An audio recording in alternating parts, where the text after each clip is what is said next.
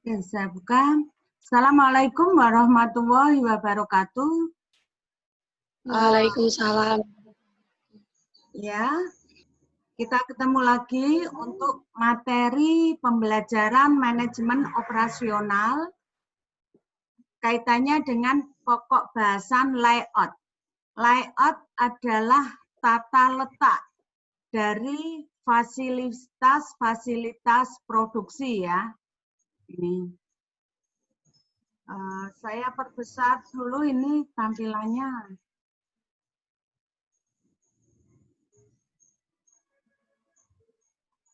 Sebelum pembahasan tentang layout kemarin, yaitu pembahasan tentang apa ya kemarin? Penentuan lokasi ya. Untuk penentuan lokasi, apakah ada yang ditanyakan kemarin? Kemarin kita ada tugas yaitu tentang apa? Penentuan lokasi pendirian suatu pabrik atau bisa juga pabrik baru, relokasi atau pemindahan pabrik atau ekspansi yaitu perluasan dari pabrik. Nah, kemarin saya harapkan tidak mengalami kesulitan tugasnya. Kemudian hari ini bahasan kita tentang layout. Seperti yang kita pahami, ini layout itu apa? Layout adalah fasilitas penyusunan, fasilitas atau alat-alat, bisa orang, bisa mesin, bisa bahan dalam proses produksi. Prinsip dasar penyusunan layout itu ada beberapa konsep. Yang pertama yaitu berkaitan dengan terintegrasi secara total. Artinya begini, penyusunan layout tersebut disusun dari awal sampai produk pada akhirnya jadi selesai. Ya. Di sini juga perlu diperhitungkan dalam penyusunan layout nanti kaitannya dengan jarak antar satu fasilitas produksi dengan fasilitas produksi.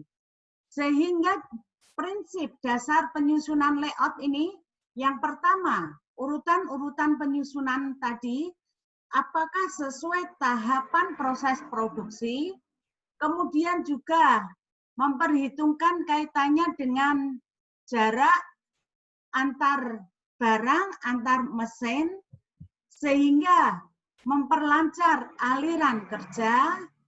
Kemudian kalau layout yang bagus, pada akhirnya tenaga kerja atau karyawan itu merasa puas dan keselamatan kerja itu bisa dicapai.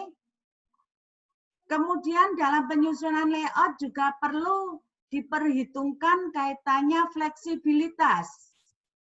Fleksibilitas maksudnya perubahan teknologi atau perkembangan teknologi-teknologi agar apabila ada teknologi baru, ada mesin baru, ruangan tersebut masih bisa dipakai, ditambah untuk menambah mesin, misalnya seperti itu.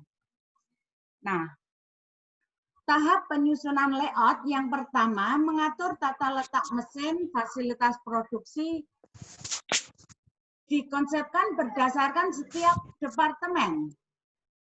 Maka mengatur tata letak kemudian mengatur tata letak departemen serta hubungan dengan departemen yang lain dalam pabrik.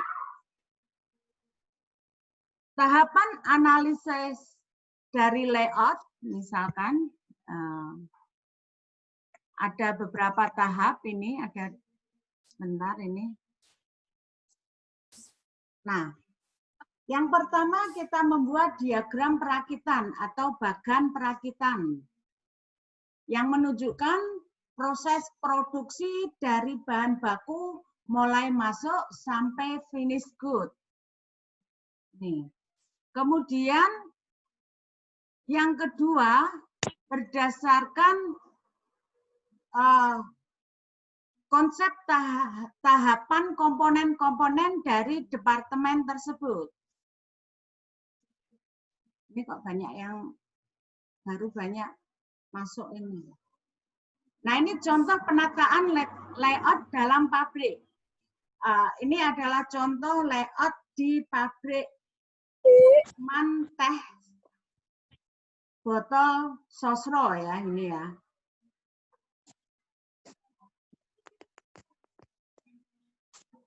Nah, dalam layout kita juga membutuhkan yang disebut material handling. Material handling adalah alat untuk memindahkan barang dari satu tempat ke tempat yang lain.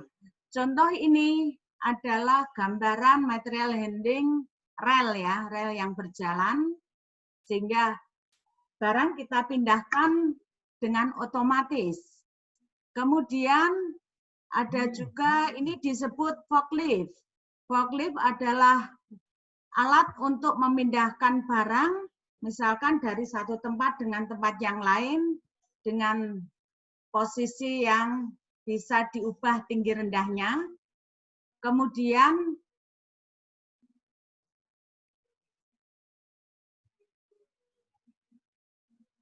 ini kok ada gambar ya? Kemudian ini contoh-contoh penyusunan layout. Ini. Bentar ini.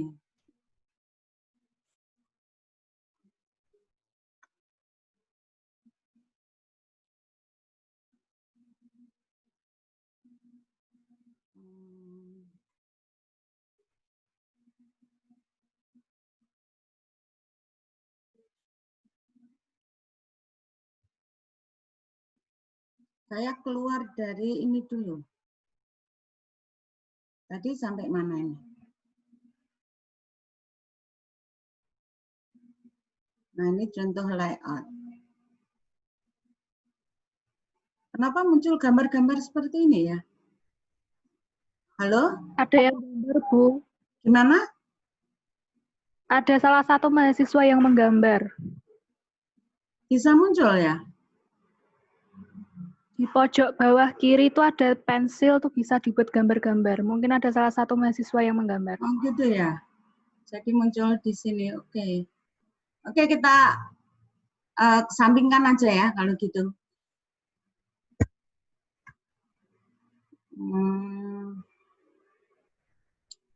Bentar ini.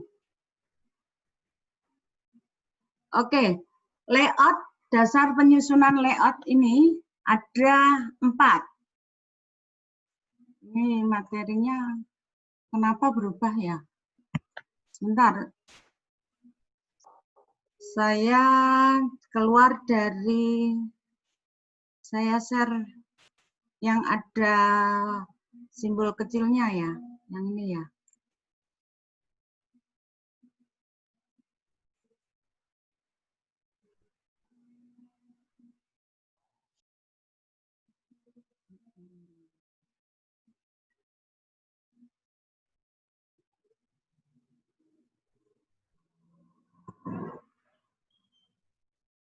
Bentar ini ya, saya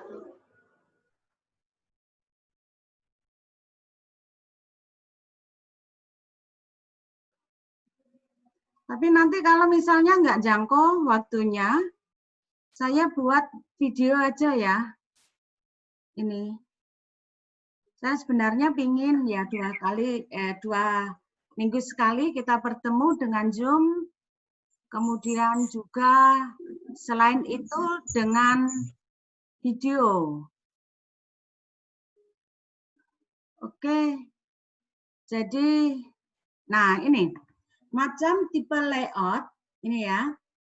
Layout yang pertama disebut layout fungsional atau layout proses, ini ya. Ada 4 macam ini sebenarnya. Yang pertama layout proses, yaitu di penyusunan tata letak fasilitas produksi didasarkan pada kesamaan proses dari proses produksi yang dilaksanakan. pada beberapa minggu yang lalu, 2 minggu yang lalu sepertinya, kita sudah menguasai bahwa tipe produksi berdasarkan arus proses dibedakan ada 2, yaitu ada yang disebut intermittent proses atau proses produksi yang terputus-putus. Contohnya misalkan Maple di Jepara adalah contoh proses produksi yang terputus-putus menurut arus proses. Nah, biasanya proses produksi seperti ini menggunakan tipe layout yang disebut layout fungsional atau layout proses. Karena penyusunan mesin-mesin atau fasilitas produksi didasarkan pada kesamaan proses. Nah, ini ada kebaikan dan keburukan tipe layout dari fungsional atau layout proses.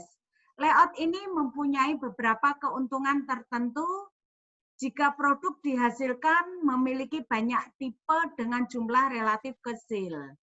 Fasilitas-fasilitas fungsional tidak terpengaruh oleh kerusakan salah satu mesin. Karena walaupun salah satu mesin itu rusak, maka mesin yang lain atau fungsi dari mesin yang sama, fungsinya sama tetapi mesin yang lain itu masih bisa digunakan. Keburukannya karena mesin itu serbaguna sehingga beroperasi lebih lambat. Ini. Kemudian selain tipe, nah ini contoh layout fungsional.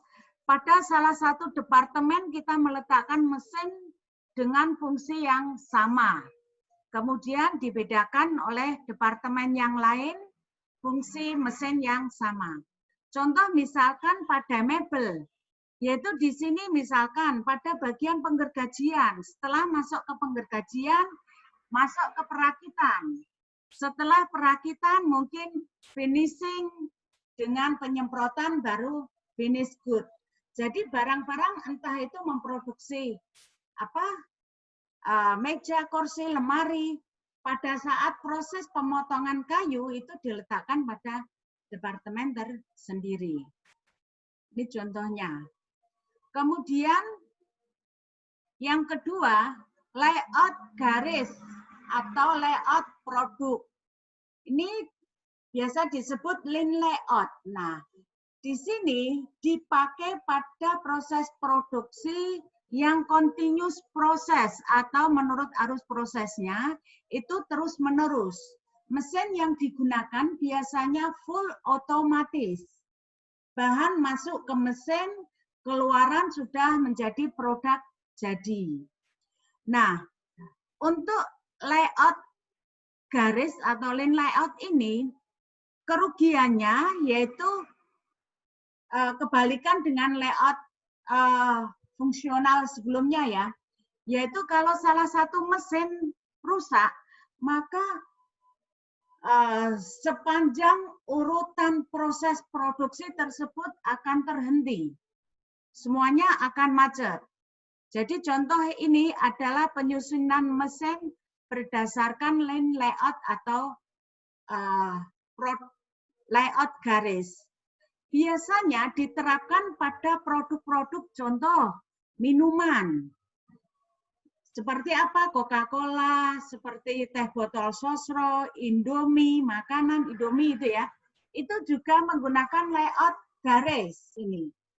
Jadi bahan-bahan air, gula, dan lain sebagainya, bahkan sampai misalkan kemasan, itu juga secara otomatis masuk ini, kemudian melalui tahapan-tahapan ke mesin-mesin atau departemen-departemen selanjutnya, keluaran sudah menjadi barang jadi yang siap diedarkan atau siap dijual.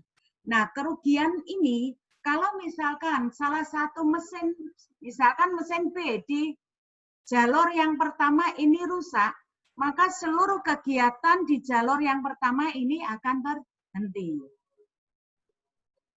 Nah, ini contoh line layout atau layout garis. Kemudian yang ketiga adalah ini kecepatan. Layout kelompok atau grup layout. Layout kelompok ini penyusunan mesin mengelompok, memisah bagi pembuatan komponen-komponen yang memerlukan pemrosesan yang sejenis. Tipe produksinya disebut intermittent proses atau terputus-putus. Kebaikan dari layout grup layout ini yaitu menghemat biaya penanganan bahan. Waktu pengiriman bisa lebih tepat diperkirakan. Schedule produksinya juga biasanya sederhana. Nah, jadi bahan baku masuk ke salah satu departemen ini, diproses di departemen tersebut sampai menjadi finish good, kemudian dijual atau dipasarkan. Nah, di departemen berbeda ini berarti membuat produk yang berbeda. Produk jenis A atau jenis A diproduksi di departemen A, produk jenis B diproduksi di departemen B dan seterusnya seperti itu. Ini. Kemudian kalau ini grup layout, yang keempat adalah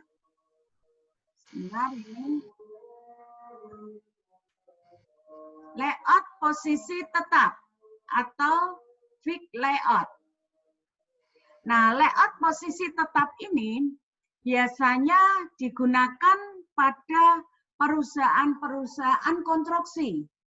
Misalkan pembuatan jembatan, pembuatan jalan, dan lain sebagainya, dan perusahaan-perusahaan konstruksi yang membangun misalkan gedung-gedung pencakar langit.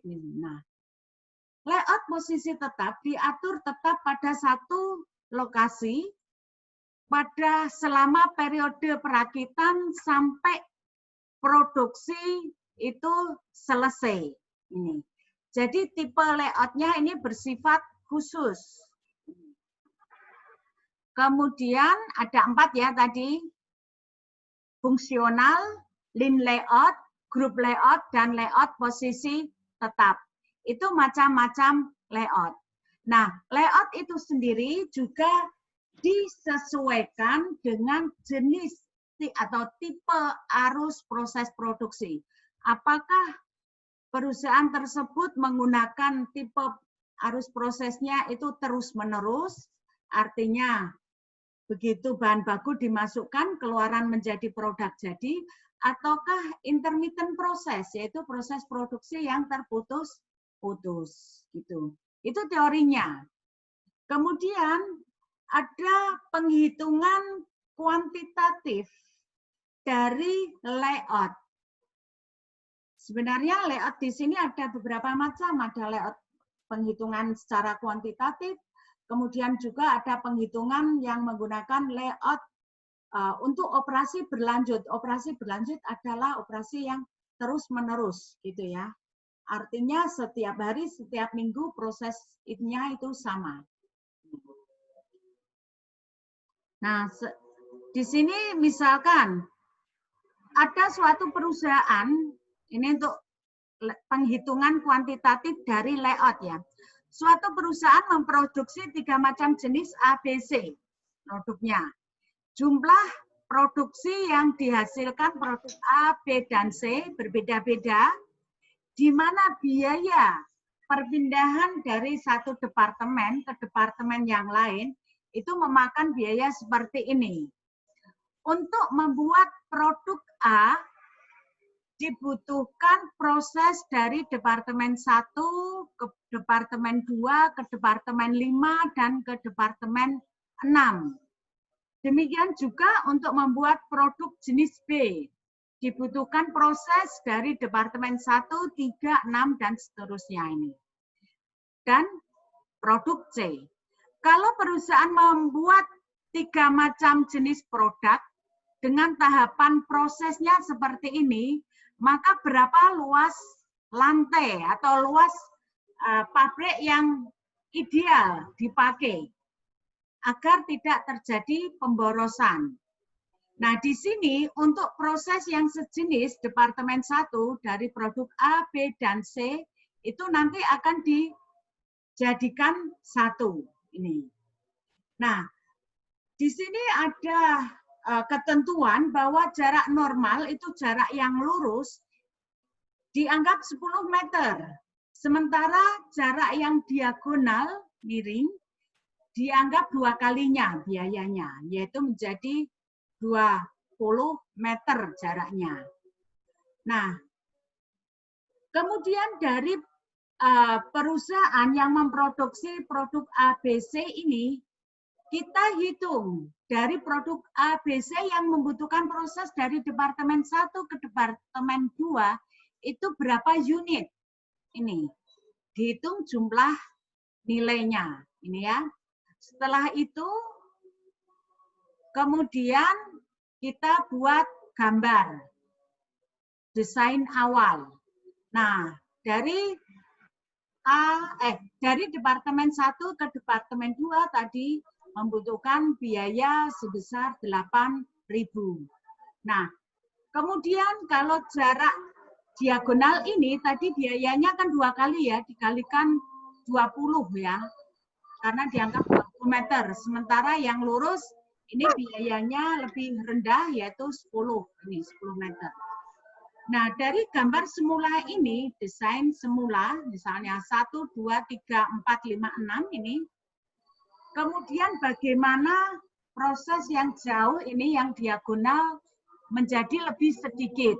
Nah, dengan penyusunan yang baik, maka penataan layout-nya menjadi seperti ini. Sehingga total biaya yang semula tadi, mana tadi?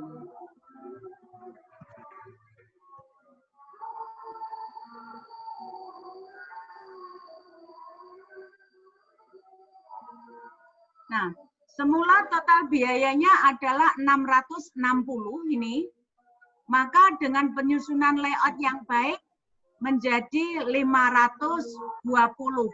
Ada pengurangan biaya yang lumayan besar ini.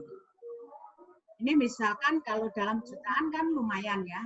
Dari 660 menjadi 520. Dan yang kedua, ada yang disebut layout operasi berlanjut. Di sini yaitu proses produksi setiap hari, setiap minggu, selalu berkesinambungan terus-menerus. Nah, dalam penghitungan layout di sini, yaitu kita memperhatikan yang disebut workstation. Workstation adalah tata letak fasilitas produksi berdasarkan pada penentuan stasiun kerja. Workstation atau work area atau production center bermanfaat dalam penentuan penempatan dan hubungan antar unit kerja. Kemudian workstation adalah kombinasi dari mesin, peralatan, orang-orang produksi yang diperlukan dalam menyelesaikan suatu pekerjaan. Ujiannya podo kabeh. Hah? Ujiannya lho podo kabeh. Lek cilik sing ngapale iku. Dhisik iki lu. Halo, kuliahnya ganti ini materinya. Nah, ini contoh tahapan. Halo, silent ya. Itu voice-nya di silent ya, Mas. Kemudian bagaimana tahapan dalam penghitungan layout operasi berlanjut? Yang pertama kita membuat, tahapan pertama ya, membuat diagram hubungan antar kegiatan.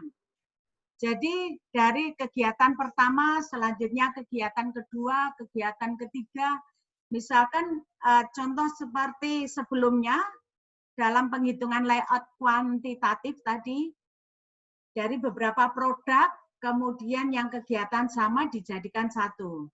Setelah itu menentukan jumlah unit output, jam kerjanya ini.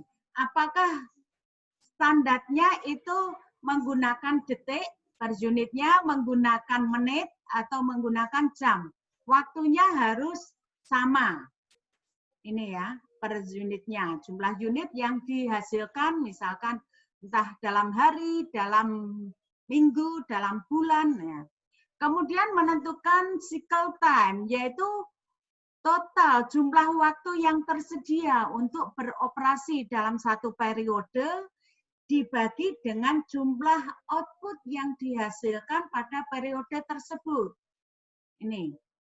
Kemudian keempat, menentukan theoretical minimum jumlah workstation atau stasiun kerja atau production center tadi ya. Ada berapa? Caranya yaitu total waktu pengerjaan beda dengan ini waktu tersedia untuk beroperasi. Ini misalkan dalam satu bulan itu satu periode 25 hari kerja. 25 hari kerja dikalikan berapa jam, berapa menit gitu ya. Kalau ini berbeda ini. Cycle time adalah theoretical minimum adalah total waktu pengerjaan dibagi dengan cycle time. Ini dibagi dengan cycle time hasilnya ini. Kemudian ini T. Total waktu yang digunakan untuk merakit satu unit output.